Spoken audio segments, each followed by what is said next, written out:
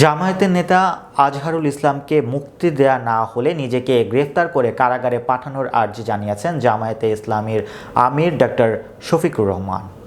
সোমবার সকাল ৯টায় শরীয়তপুরের ভেদরগঞ্জ উপজেলা পরিষদ সংলগ্ন কোরআন ভাস্কর্য চত্বরে পথসভায় প্রধান অতিথির বক্তব্যে তিনি এসব কথা বলেন।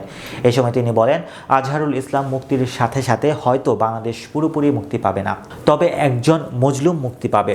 জেলার নায়েবে আমির কে এম মকবুল হোসাইনের সভাপতিত্বে পথসভায় আরও উপস্থিত ছিলেন জামায়াতের কেন্দ্রীয় কমিটির সহকারী secretary general AHM Hamidur Rahman Azad, জেলা আমির অধ্যক্ষ মুহা আব্দুর রব হাশেমি, বাংলাদেশ শ্রমিক কল্যাণ ফেডারেশনের কোষাধ্যক্ষ মোহাম্মদ আজহারুল ইসলাম সহ অন্যান্যরা।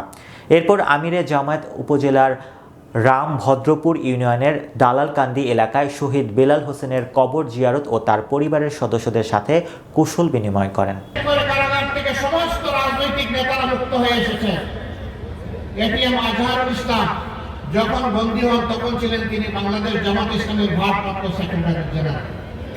আমরা সরকারের কাছে স্পষ্ট জানতে চেয়েছি তিনি এখনো কারাগারে কেন? মিথ্যা মামলা, যার উপর জুলুম করলো আওয়ামী লীগ, এখনো কি সেই জুলুম চালু থাকবে?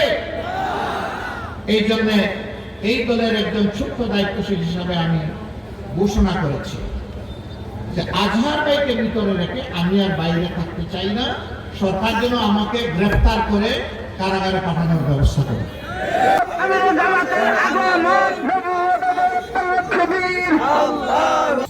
সাল্লাল্লাহু আলাইহি ওয়াসাল্লাম কে তুমি ক্ষমা করো মাওলানা, রব্বির ফিরলি ওয়ালি ওয়ালিদাইনা আলাল মুরসালিন।